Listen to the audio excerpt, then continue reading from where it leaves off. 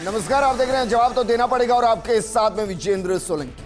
कुछ कहें उससे पहले कुछ नारे देश के अंदर चले। नारा चला कि बच्चे दो ही अच्छे, लेकिन इससे काम नहीं चला, तो एक और नारा चला, और यह बात कर रहा हूं मैं 10 साल पहले की। नारा चला कि डबल इनकम नो किड्स, जिसको हम डिंक कहते हैं, लेकिन इस नारे ने भी काम नहीं किया। अब एक रिपोर्ट आई, उस रिपोर्ट के बाद भूचाल आया है, क्योंकि रिपोर्ट प्रधानमंत्री आर्थिक सलाहकार परिषद की तरफ से शेयर की गई।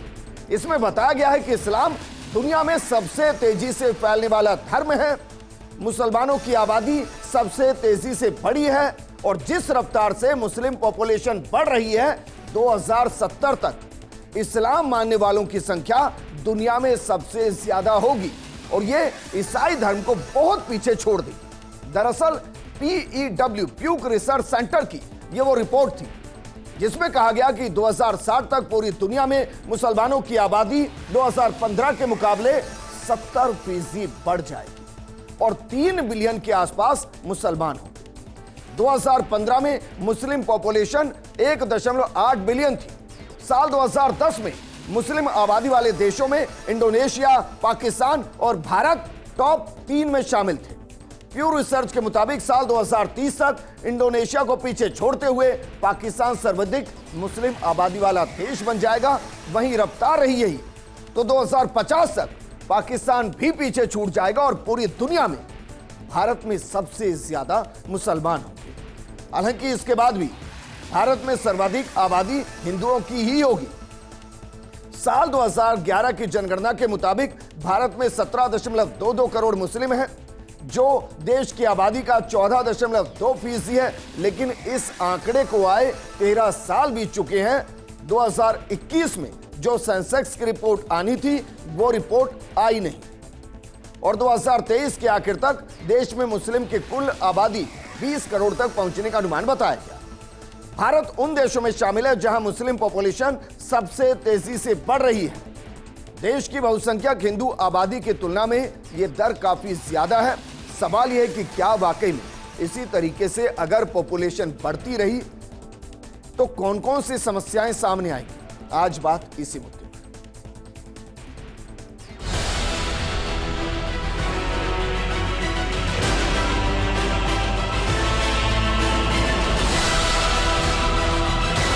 मुस्लिम लीडर फतवा दे रहे हैं किस पार्टी को वोट देना है। ये देश को क्या चाहते हैं? पाकिस्तान बना देना, गजवाए हिंद करना।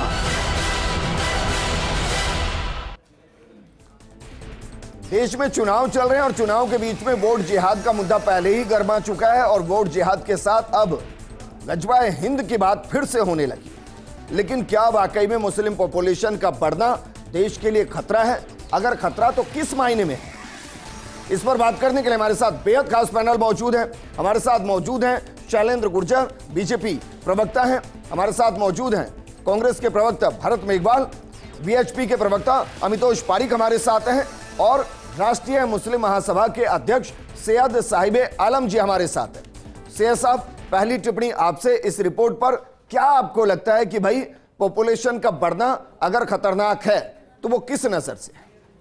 देखिए, मैं ये समझता हूँ कि पॉपुलेशन बढ़ना या ना बढ़ना जनसंख्या नियंत्रण का जो मामला है वो निजी होता है, और इसे निजी ही रखा जाए। लेकिन अगर सरकार ये कहती है कि राष्ट्र हित में है और कई प्रकार की समस्याएं आगे चल कर के पैदा हो सकती हैं आर्थिक मामलात के अंदर, ज़मीनी मामलात के अंदर और गैर ऐसी मूलभूत सुविधाओं में जिसका अभाव आगे चल के होगा, तो मैं समझता हूं कि इस पे संयम होना चाहिए और वाकई पॉपुलेशन पे नियंत्रण होना चाहिए। मैं इसका समर्थन करता हूं, मैं इसका विरोध नहीं करता कि नहीं साहब बच्चे ज़्यादा ही होने चाहिए। लेकिन मैं ये कहता हूं कि जिन प्रधानमंत्री की आर्थिक सलाहकार कमेटी ने ये बात रखी है रिपोर्ट के माध्यम से, क्या हमारे भारत के प्रधानमंत्री, वजीर आजम को या हमारे गृह मंत्री को या गिरिराज जी जो अभी बोल रहे थे, क्या इनको ये मालूम नहीं कि मुस्लिम उलेमाओं की आप बात कर रहे हैं, लेकिन सुमेधानंद सरस्वती जी हों या नित्या सरस्वनंद हों या इसके अलावा संत ज्ञाननाथ जी हों या साध्वी प्रज्ञा हों, सैकड़ों मुकाम पे आप जाकर के हिंदू विश्व परिषद की बैठक में ये कहते हैं कि हिंदुओं 10-10 बच्चे पैदा कीजिए, तो आप उनको प्रोत्साहित क्यों कर रहे हैं? क्या प्रधानमंत्री की नजर वहां तक नहीं जाती है? अगर मुसलमानों पर अंकुश होना चाहिए तो इस तरह की बयानबाजियों का वहां भी अंकुश होना चाहिए। जी सिस्टम इक्वल रखिए ना, आप बराबर की बात करिए।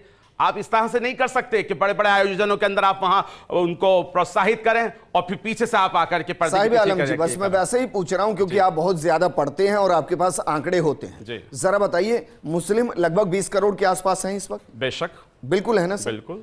उनके अंदर एजुकेशन का परसेंटेज क्या है, रोजगार का परसेंटेज क्या है? पसमानदा मुसलमान।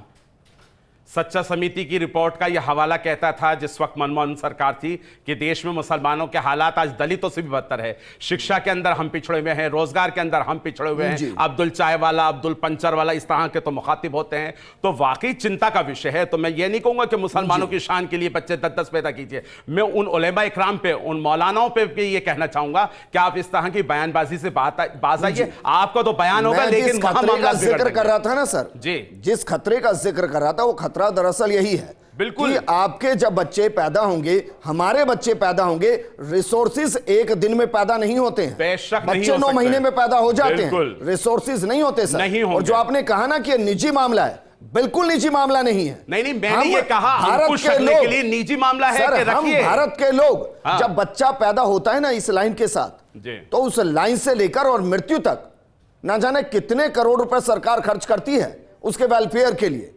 तो सरकार का यह नियंत्रण होना चाहिए और परिवार का भी नियंत्रण होना चाहिए। और पॉपुलेशन बढ़ना और नहीं बढ़ना निजी कभी नहीं हो सकता सर, कहीं नहीं हो सकता। सर, भावात्मक मामलों में फैमिली प्लानिंग के अंदर ये निजी हो सकता है। अरे सर, फैमिली प्लानिंग में एक होता है, 2 होता है, 12 बच्चे फैमिली प्लानिंग का हिस्सा थोड़ी ना होते हैं सर। अरे सर, आज की तारीख में मैंने किसी को नहीं देखा 12 बच्चे। ये जो लोग बयान दे रहे हैं इन्हीं के 12 बहन भाई, 8 बहन भाई। आप क्या बात कर रहे हैं? मैंने तो नहीं देखा आज की तारीख में 12 बहन भाई है। किसी के भी हो गए। बहुत ही व्यक्तिगत स्टेटमेंट दे रहे हैं। मैंने तो नाम नहीं लिया, व्यक्तिगत स्टेटमेंट दे रहे हैं। नाम नहीं लिया। आप इसको अपोज कर लीजिए, इसको वापस कर लीजिए। कौन से 12-13 बहन भाई है? स्टेट के कौन से 12-13 बहन भाई है? चाहे वो किसी कौन से 12-13 बहन भाई, ये बताइए। 5 बहन भाई, आप बता दीजिए, जिसके स्टेटमेंट है उसके 12 बहन भाई बता दीजिए। अरे सर, आप 12 बता रहे हैं। बता दीजिए। अरे आप लोग के स्टेटमेंट है, 12 का आंकड़ा अल्लाह की देन है। आप लोग के स्टेटमेंट से ही है। किसने कहा ये अल्लाह की देन है? मुस्लिम परिवार बोलते हैं व्यक्तिगत अल्लाह कहिए, ईश्वर कहिए। नहीं नहीं नहीं, अमितोष अल्लाह कहिए, ईश्वर कहिए। हमारे यहाँ घर में जब बच्चा पैदा होता है ना, तो ये कहते हैं कि भाई ईश्वर की देन है। ऐसा नहीं है भाई, हमारे यहाँ भी यही कहते हैं। नहीं नहीं, आप इसको हिंदू मुसलमान नहीं कर सकते। मेरा कंसर्न अलग है, मेरा कंसर्न अलग है। भरत मेघवाल, एक मिनट अमितोष, एक मिनट अमितोष।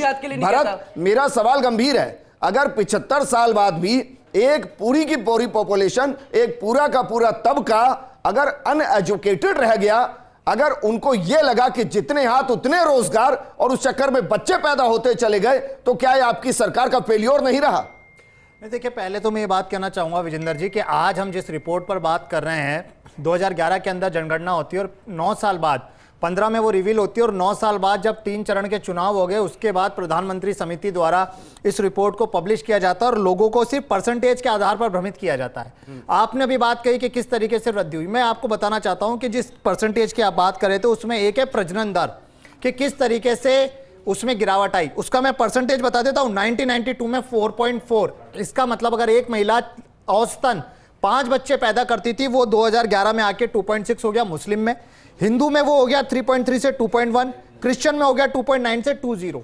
और अब आप ये जो बात कह रहे हैं कि ये लगातार बच्चे पैदा करने से अनएजुकेटेड रहे, उनको जो रिसोर्सेज थे रिसोर्सेज पूरे नहीं मिल पाए, तो मैं विजेंद्र जी आपको ये कहना चाहता हूं कि पिछले 75 साल में कांग्रेस की सरकार ने जितने काम इस देश में, चाहे वो अल्पसंख्यक हो, बहुसंख्यक हो, माइनॉरिटीज हो या अन्य कोई भी हो, उन सब के लिए किए वो काम। बहुसंख्यक को छोड़ दीजिए, मैं माइनॉरिटी की बात कर रहा हूं फिलहाल। जरा बताइए, आज मुस्लिम पॉपुलेशन में अनएजुकेशन का रेशो क्या है?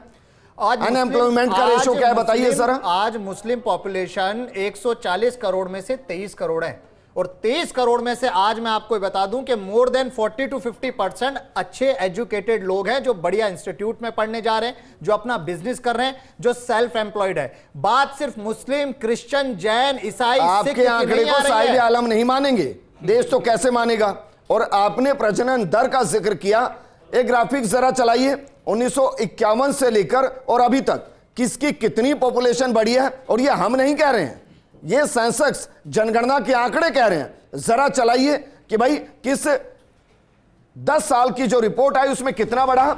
और इसको भरत गौर से देखिएगा, 1961 से 1971 में जो हिंदू ग्रोथ हुई 24% के हिसाब से और मुस्लिम ग्रोथ हुई 31% के हिसाब से। एक मिनट, 1971 से 1981 में हिंदू ग्रोथ हुई 21% के हिसाब से, मुस्लिम ग्रोथ हुई 23% के हिसाब से। अब जरा देखिए 1981 से 1991 और 1991 से 2001 हिंदू जो ग्रोथ हुई वो लगभग हुई 25 और 20% और मुस्लिम ग्रोथ हुई 35% और 36%। हालांकि जो अंतिम आंकड़ा आया 2001 से 2011 का, उसमें हिंदू ग्रोथ 27% और मुस्लिम ग्रोथ 25%। अब जरा बताइए कि ये ग्रोथ बिना प्रजनन दर के बढ़ोतरी में हो सकती है? आपने जो ग्रोथ रेट बताई, मैं आंकड़ों के साथ बात करना चाहूंगा। 1951 में जहां हिंदू 30.4 करोड़ थे और मुस्लिम 3.5 करोड़ थे, 2011 में वो 96.6 करोड़ हो गए और 17.2 करोड़ हो गए। कंपैरेटिवली अगर देखा जाएगा, जो प्रतिशत का रेशियो था वो रेशियो इतना नहीं बढ़ा। और मैंने पूर्व में भी आपको ये बात कही कि 1992 से लेकर 2015, क्योंकि उस समय जब कांग्रेस की सरकार ने परिवार नियोजन की बातें करी, 2 बच्चों की बात करी, राजनीतिक के अंदर भी उन्होंने कहा कि अगर 2 से अधिक बच्चे होंगे तो आपको किसी भी तरह का चुनाव लड़ने के लिए मना कर दिया जाएगा। सरकारी नौकरियों में 2 बच्चों तक की बात कही, उसका परिणाम ही निकला कि जहां 4.4% मुस्लिम में प्रजनन दर थी, वो प्रजनन दर घट के 2.6 हो गई है। और पूरे आंकड़ों के साथ बोल रहा हूं मैं। लेकिन बात यह आती है विजेंद्र जी आज के 9 साल बाद 3 चरण के चुनाव होने के बाद क्यों आज इस रिपोर्ट का खुलासा यहां इस तरह से किया जा रहा है देश के अंदर? क्यों? क्योंकि आज भारतीय जनता पार्टी डर चुकी है। शैलेंद्र गुर्जर, भारतीय जनता पार्टी जो मंगलसूत्र, शैलेंद्र गुर्जर, एक और मिनट, इन बातों को छोड़कर गुर्जर जी जवाब दीजिए कि भाई 2015 की रिपोर्ट है, 14 में तो सरकार आ गई थी, 15 में इस रिपोर्ट को देख लेते। इन 9 सालों के अंदर आप जनसंख्या नियंत्रण लेके आते, जनसंख्या को गिराते नीचे। 24 में चुनाव के चौथे चरण से पहले अचानक से 2015 की रिपोर्ट क्यों याद आने लगी? देखिए, आपने विजेंद्र जी बहुत ही गंभीर मुद्दा उठाया और देश हित का मुद्दा उठाया है, क्योंकि आज भारत में जनसंख्या नीति को प्रबलता से लागू करना ये बहुत जरूरी हो गया है। जिस हिसाब से आपने खुद ने ही बताया कि संसाधनों पर कितना जबरदस्त बोझ आ गया है। मैं आपको बताना चाहता हूं कि भारत विश्व में 17% आबादी है और संसाधन, जल संसाधन की अगर बात करें तो 4% है। अगर हम हमारे बच्चों को गुणवत्तापूर्ण शिक्षा नहीं दे पाए, अच्छा स्वास्थ्य नहीं दे पाए, पोषाहार नहीं दे पाए, मैं आ रहा हूं आपके सवाल पे भी आ रहा हूं। इधर उधर मत घूमिए, उसके लिए मैं हूं सर। मैं आपसे ये पूछ रहा हूं 2015 की रिपोर्ट 2024 में क्यों लाई? 15 में पब्लिश हुई ना पीयूष में, वहां से लाते और बोलते हैं कि भाई हमारी 14 में बहुमत की सरकार है, देखिए हम जनसंख्या नियंत्रण ला रहे हैं और अगले 10 साल में किस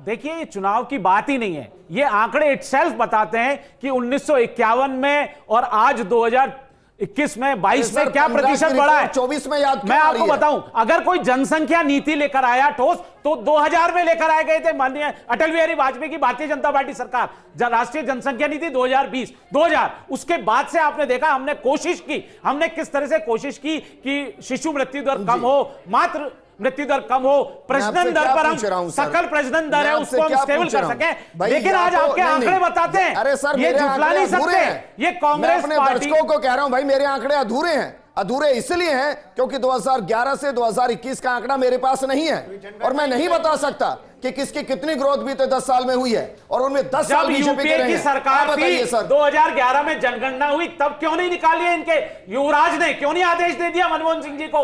जब आप फाड़ सकते हो कोई संविधान, अरे अध्यादेश को फाड़ सकते हो तो आप शैलेंद्र गुर्जर जी रिपोर्ट आपने अधूरी पढ़ी सर। मुसलमान पे मत जाइए। भारत एक मिनट, शैलेंद्र गुर्जर जी आपने फिर रिपोर्ट अधूरी पढ़ी।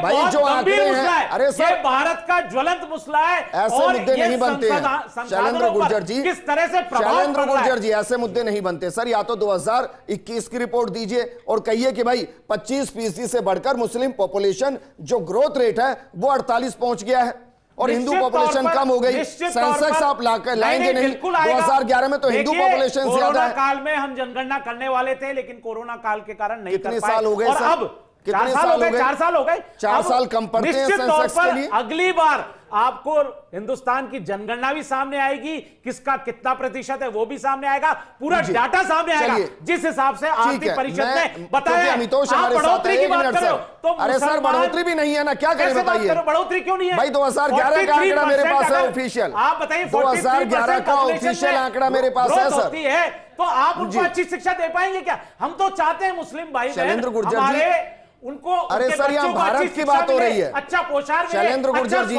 शैलेंद्र गुर्जर जी, शैलेंद्र गुर्जर जी, जल से नल देने का काम किया। अभी 4 चरण बाकी है सर, आपको मौका मिल जाएगा कहीं भाषण देने का। मैं आपसे यह पूछ रहा हूं कि 2011 का सेंसेक्स है ना, उसमें तो हिंदू ग्रोथ मुस्लिम के कंपैरेटिवली ज्यादा है, फिर मुसलमानों को दोष क्यों? 21 का आंकड़ा है क्या आपके पास? बिल्कुल आएगा।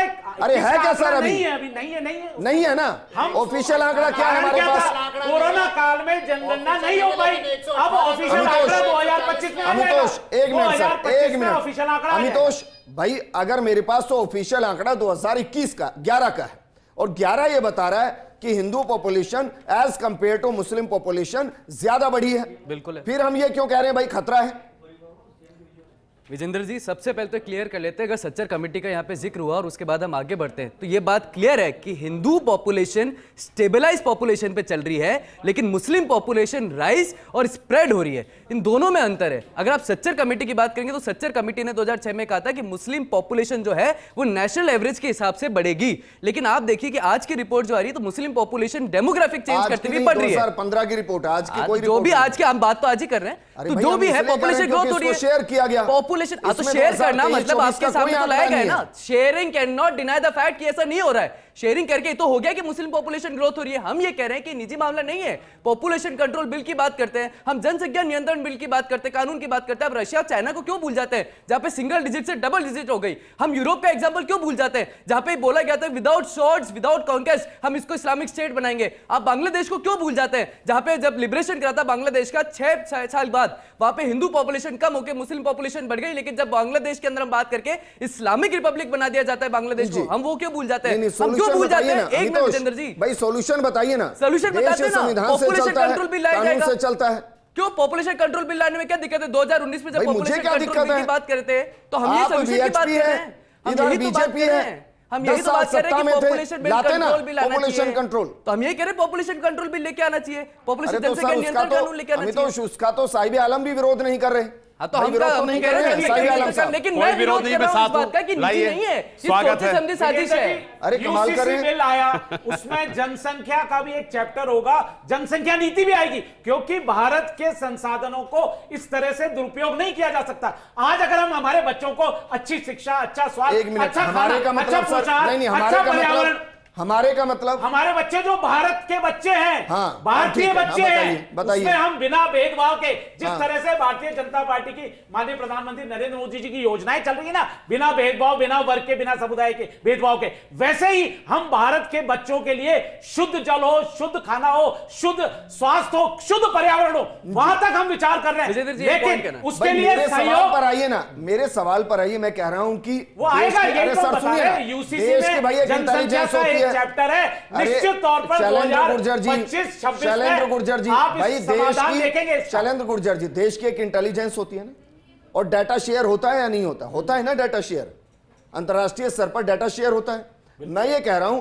कि 2015 का डाटा शेयर हुआ होगा ना सर, तो 24 में बवाल क्यों कट रहा है? नहीं, बवाल काटने की कोई बात ही नहीं है। कोई रिपोर्ट अगर कोई संस्था अरे कोई रिपोर्ट नहीं, अरे कब निकाल रहे हैं सर? 2015 की रिपोर्ट है, आचार संहिता लग रही है। विजेंद्र जी की भारतीय जनता पार्टी के कहने पे कोई रिपोर्ट आई हो? ये संस्थाएं हैं, संवैधानिक संस्थाएं, स्वतंत्र संस्थाएं, जब भी कोई रिपोर्ट आती है वो समय समय पे रिपोर्ट जारी करते रहते हैं। अच्छा, आप ये कह रहे हैं, चलिए संयुक्त आप ये कह रहे हैं कि संयुक्त राष्ट्र जनसंख्या कह रहे हैं कि 2015 की रिपोर्ट को 2024 में पब्लिश किया गया, आप ये कह रहे हैं? आप ये कह रहे हैं? क्या कहना चाह रहा हूं मैं? ये कह रहा हूं जैसे संयुक्त राष्ट्र जनसंख्या कोष ने कभी आंकड़ा दिया है कि अनुमानित भारत की जनसंख्या 144 करोड़ है, तो हो सकता है उसमें मुस्लिम आबादी बढ़ी हो। देखिए, हो सकता है मतलब अगर 144 करोड़, अरे सर सरकार में बैठे हैं आप, हो सकता है मतलब हो सकता बढ़ ही रही है, मैं तो कह रहा हूं बढ़ रही है। अनुमानित बात करेंगे तो जब संयुक्त राष्ट्र अनुमानित बात कर सकता है तो निश्चित तौर पे मैं यही मतलब आप देश के अंदर भाईचारे को असम्पशन के आधार पर डर के साथ फैला रहे हैं। अब ये कह रहे हैं किसी भी वर्ग समुदाय संप्रदाय के हो उनको अच्छी शिक्षा, अच्छा पोषण, अच्छा अच्छा भाई मेरा सवाल अच्छा पर्यावरण ये मिले। है अमितोष, मेरा सवाल ये है कि मुझे इससे कोई फर्क नहीं पड़ता कि दुनिया में कहां क्या चल रहा है। यही तो ये मेरा देश है सर, यहाँ कोस कोस पर वाणी और 4 कोस पर पानी बदल जाता है। अरे सब कुछ बदलता है सर, यहाँ बदलता है। मैं ये कह रहा हूँ, अगर 2021 का जो मुस्लिम जिनके पास था उनसे पूछो ना उन्होंने क्या किया। आंकड़े बता रहे हैं भरत जी, पूछिए उनसे 58 साल शासन में क्या किया आपने। सच्चर कमेटी की रिपोर्ट आईना दिखाता है मुस्लिम समाज का कि इन्होंने उनको शैक्षणिक रूप से, सामाजिक रूप से, आर्थिक रूप से पिछड़ा रखा कांग्रेस पार्टी ने। ये भारतीय जनता पार्टी की नरेंद्र मोदी सरकार है जिसने उनके सामाजिक और शैक्षणिक स्तर को ऊंचा उठाया है, आर्थिक स्तर को ऊंचा उठाया। इसीलिए हमने मकान बनाए, तो फिर तो बहुत अच्छी बात है, बिजली देने का काम किया। अब ये तो बहुत अच्छी बात हुई ना। फिर तो यही इसका तो मतलब ये हुआ कि भाई होती है देश नीति। अरे मैं वही कह रहा हूं शैलेंद्र जी, मैं आपकी बात को बड़ा करता हूं। इसका मतलब तो ये हुआ कि वो एजुकेटेड हुए ना, हुए या नहीं? हाँ तो हाँ ना, हुए ना, वो संपन्न हुए ना, कोशिश कर रहे हैं हाँ, संपन्न हुए। इस तरह से तो मतलब उनको पता चला होगा ना कि भाई ज्यादा बच्चे पैदा नहीं करने हैं, ये पता चला होगा ना। तो रिपोर्ट जो इस वक्त की आएगी उसमें आंकड़े कम होंगे। भाई अगर सरकार ने बेहतर काम किया, 2025-26 में जो भी रिपोर्ट आएगी उस समय अपन डिबेट करेंगे विजेंद्र जी। आज तो 15 की रिपोर्ट पे अभी क्यों डिबेट करें? फिर संस्था की रिपोर्ट आई है उस पर हम डिबेट कर रहे हैं। ठीक है, और भरत, उसके अनुसार 43% ठीक है भरत, 51 के बाद से उनकी जनसंख्या बढ़ी है। भाई ये सच है कि बाकी देशों के अंदर वहां की पूरी कल्चर चेंज हो गई है। और भारत के भी कई ऐसे स्टेट हैं जहां पूरा कल्चर चेंज हो गया है। जो मेजोरिटी थे वो माइनॉरिटी की तरफ बढ़ गए और जो माइनॉरिटी थे वो मेजोरिटी की तरफ बढ़ गए। और कई ऐसे क्षेत्रफल के हिसाब से इलाके हैं जिन्हें हमने आजकल चाहे मेवात कहें या कुछ और कहें, जहां पहले की पॉपुलेशन 40 साल पहले की अलग थी और इस वक्त की पॉपुलेशन वहां अलग है। तो अगर पॉपुलेशन के साथ एक पूरी सिस्टमेटिक सोच के साथ कोई काम किया जा रहा है तो उसका विरोध तो होना चाहिए। देखिए विजेंद्र जी, मैं आपको पूरे 33 जो देश में स्टेट्स हैं उनके बारे में बता दूं। लक्षद्वीप में 3% हिंदू है, 97% मुस्लिम है। इसके अलावा एक भी ऐसा स्टेट नहीं है, जम्मू एंड कश्मीर को एक उसको ले लीजिए जहां 68% मुस्लिम है, 28% हिंदू है। असम का भी बताइए। एक आसाम का मैं आपको देता हूं 34%,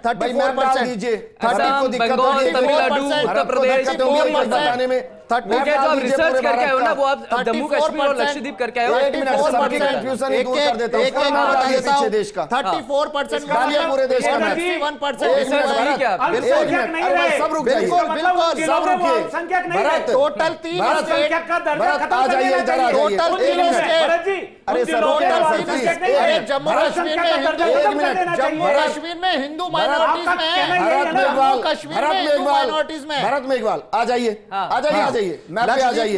अरे सर आ जाइए सर। और मैं इसमें पूछ रहा हूं कि इसमें से जो आपकी इच्छा हो वो स्टेट चुन लीजिए। की रिपोर्ट पढ़ के आएंगे इनमें से कोई आप एक स्टेट अपनी मर्जी से चुन लीजिए। बिल्कुल जनगणना बता देता हूं। लक्षद्वीप में कोई एक देश लक्षद्वीप बता दीजिए, चुन लीजिए। 97% 40 साल पहले परसेंटेज क्या था? मैं ये कह रहा हूं report Lakshadweep, Assam, Bharat time pass करना देख लीजिए ना। भारत टाइम पास करना बता रहा हूं। लक्षद्वीप में 97%। सुन लीजिए ना, सुन लीजिए। मैं ये कह रहा हूं कि भाई मैंने पूरा मैप डाल दिया देश। ठीक है, अब मुझे इसमें से जो आपकी इच्छा हो उस स्टेट को चुन लीजिए और मुझे बताइए कि 40 साल पहले मुस्लिम पॉपुलेशन का परसेंटेज मैं आपको कोई भी एक चुनिए। बिल्कुल मैं आपको बता रहा हूं, 3 स्टेट देख लीजिएगा, आपके मैप में भी देख लीजिए। लक्षद्वीप में 97% मुस्लिम है, आसाम के अंदर 34% मुस्लिम है और जम्मू एंड कश्मीर में 68% मुस्लिम है। इसके अलावा आप मुझे बता दीजिए, उसके अलावा बता दीजिए आप मुझे, जम्मू कश्मीर में 40 साल पहले मुस्लिम परसेंटेज कितनी थी? मैं ये कह रहा हूं आज की तारीख में पूरे देश में 3 प्रदेश को छोड़कर बता दीजिए, यही ग्रोथ है जिस पर हम बात कर रहे हैं। 3 स्टेट को छोड़ के बता दीजिए आप मुझे, लक्षद्वीप के अलावा, जम्मू एंड कश्मीर के अलावा। मेरा सवाल यह है कि यह देश का नक्शा है, और इस देश के नक्शे में आपको भी इच्छा हो तो आप कोई एक स्टेट चुन लीजिए और बताइए कि भाई ये स्टेट है जहां मुस्लिम पॉपुलेशन बीते 40 सालों में मेजोरिटी के मुकाबले में कम हो गई है परसेंटेज में। जो मन करे वो चुन लीजिए, बताइए। नहीं, ऐसा कोई विरोध नहीं है और ना ऐसा कोई आभास है। मैं ये समझता हूं कि 40 साल में जब जहां तक जनसंख्या बढ़ने का सवाल है तो कोई ऐसा तो है नहीं कि 40 साल में बढ़ी नहीं होगी, यकीनन बढ़ी होगी। मैं इसके ऊपर ऐसा कोई बयान नहीं देना चाहता। नहीं साहब, 40 साल से हम वहीं ठहरे हुए, यकीनन बढ़ी है, इसके अंदर कोई दो राय नहीं है कि नहीं बढ़ी है। लेकिन मैं ये कह रहा हूं, फिर से मैं उसी बात को कहूंगा कि इस तरह के आपत्तिजनक सवाल या पोलराइजेशन या तुष्टीकरण की राजनीति जो कि सवालों के दायरे में आप जैसे गरिमामय पद को खड़ा कर देती है कि 15 से लेकर 24 तक आपकी खामोशी इस बात के ऊपर शाहिद है कि आप अब तक क्या कर रहे थे।